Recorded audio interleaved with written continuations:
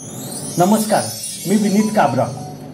9/9/1994 ही जन्मतारीख तुम्ही मला दिलेली आहे आणि तुमच्या मुलीबद्दल काही प्रश्न तुम्हाला आहेत। मास्टर्स इन फिजिओथेरपी त्यांनी केलेलं आहे, त्याबद्दल तुम्हाला थोडंसं जाणून घ्यायचं आहे, त्यांच्या भविष्याबद्दल थोडं जाणून घ्यायचं आहे, त्याबद्दल थोडंसं गायडन्स मी येथे करतोय। या जन्मतारखेमध्ये 2025ला खूप उत्तम योग आहेत लग्नाचे आणि लग्नानंतर लगेच मुलाबाळांचे योग सुद्धा आहेत। त्यामुळे जेव्हा काही योग असतात त्याच वेळेस ती कामं करायची असतात। त्यामुळे आत्तापासून मुलगा शोधायला लागा। 2025 मध्ये नक्कीच लग्न होऊन जाईल आणि लगेच मुलाबाळांचे योग पण सुरू होतच आहेत। तसेच मुलगा हा उच्च शिक्षित असणार आहे, डॉक्टर असेल, इंजिनियर असेल किंवा सीए असेल। मामाच्या ओळखीच्यांकडून कोणी मुलाचं रिश्ता घेऊन येऊ शकतो किंवा जे वडिलांचे मित्र मंडळी आहेत त्यांच्याकडून कोणतं प्रपोजल तुम्हाला येऊ शकतं। पण मुलगा हा उच्च शिक्षितच असणार आहे। मुलगा लग्नानंतर फॉरेन वारी पण करणार आहे।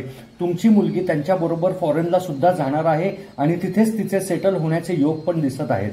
फिजिओथेरपी बद्दल बोला तर 2025 पर्यंत तेवढा काळ उत्तम नाही व्यवसायासाठी किंवा जॉबसाठी, त्यामुळे या काळात त्या गोष्टीचं प्रेशर घेऊ नये। आत्ताचा योग आहे तो लग्नाचा, त्याच्या आधी तुम्ही काम करावं। 2026 पासून त्यांच्या फिजिओथेरपी या विषयाबद्दल आमूलाग्र बदल होणार आहे आणि खूप चांगला उत्तम योग त्यांना सुरू होतोय। त्यात ते उच्च शिक्षण पण फॉरेनमध्ये घेऊ शकतात किंवा ते त्यांचं करिअर पण तिथे करू शकतात। चांगले उच्चभ्रू क्लायंट त्यांना मिळतील फिजिओथेरपीमध्ये। त्यांनी कधी लो इन्कम क्लास किंवा लोअर मिडल क्लास या क्लायंट समवेत काम करू नयेत। त्यांच्या जन्मतारखेनुसार त्यांनी फक्त उच्चभ्रू आणि चांगल्या सुशिक्षित अशा व्यक्तींबरोबरच rich class, higher middle class अशा व्यक्तींबरोबरच कार्य करावे जेथे त्यांना चांगलं सक्सेस आहे, चांगलं यश आहे।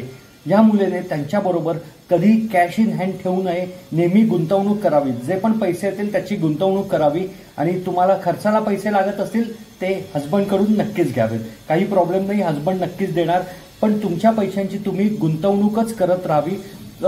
ती चांदीमध्ये असू द्या किंवा प्लॉटमध्ये असू द्या। फ्लॅटपेक्षा प्लॉट घेणं, जमीन घेणं हे त्यांना जास्त फायद्याचं ठरेल। तसेच त्यांना अजून काही शिक्षण करायचं असेल 27-28ला पण चांगले योग आहेत, तेव्हा पण शिक्षण करू शकतात। तर त्यामुळे असं थोडंसं तुम्ही मार्गक्रमण करत राहिला तर आयुष्य हे सुखकर होऊन जाईल। दोन गोष्टी खूप महत्त्वाच्या आहेत की थोडंसं लोकांचं ऐकायला पाहिजे, थोडंसं वाकायला शिकायला पाहिजे आणि राग हा थोडासा बाजूला आपण ठेवूया, कारण आपल्यापेक्षा हुशार लोक पण या जगात खूप सारे आहेत। सगळंच आपल्याला कळतं असं अजिबात नाही। त्या गैरसमाजात, भ्रमात बिलकुल पण राहू नये। थोडंसं स्वतःला झुकवलं, थोडंसं वाकवलं तर बघा तुमचे जे ग्रहतारे आहेत, जे तुमचे जन्मतारखेनुसार ज्या तुमच्या एनर्जीज आहेत त्या तुम्हाला मदत करायला नक्कीच सुरुवात करतील। आणि मुलाबाळांचे लवकरच योग आहेत लग्नानंतर, त्यामुळे पेढे किंवा बर्फी अपेक्षित नक्कीच आहे। धन्यवाद।